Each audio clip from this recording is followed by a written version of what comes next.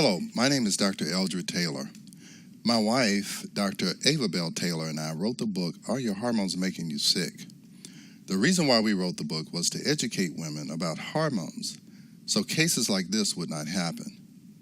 We want to educate women so that they can take control of their health. This is a case about hormones, menopause, and breast cancer.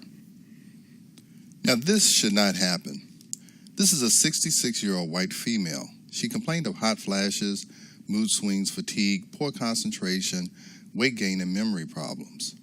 Now, she was on 3 0.1 milligram estrogen skin patches for years and stopped 2 months before I saw her for the first time. Now, this is 12 times the dose I usually prescribe if I prescribe estrogen at all. Her doctor was monitoring her estrogen levels with blood testing.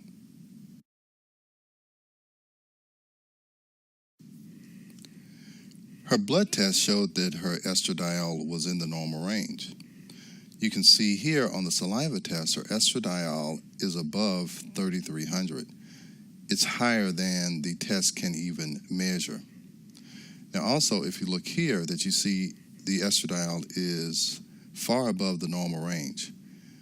The normal range is 3.7 to 9.4, where her total is, again, greater than 3,000 on average.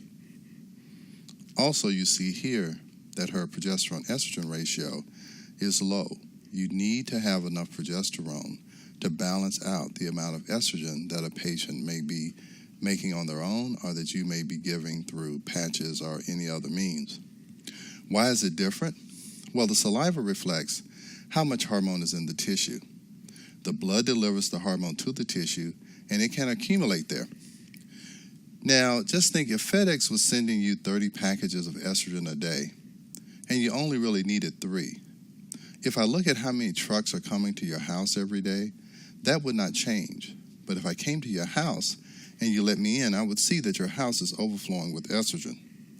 Saliva lets me look into your house.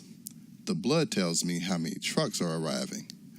Blood does not tell me how many packages are being delivered or how many packages are accumulating in the tissue.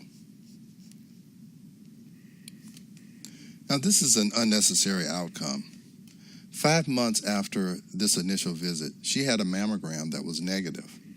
Because I told her her estrogen level was extraordinarily elevated, she pushed to have an MRI. The MRI showed an estrogen-sensitive cancer.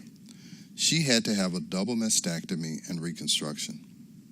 Now, when your tissue is overflowing with estrogen, estrogen will cause an overflow of growth of tissue, normal tissue and abnormal tissue.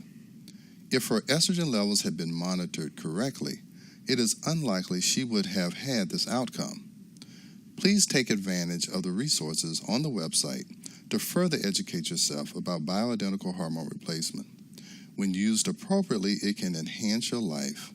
When used inappropriately, hormones can cause unnecessary outcomes. Remember, blood lies.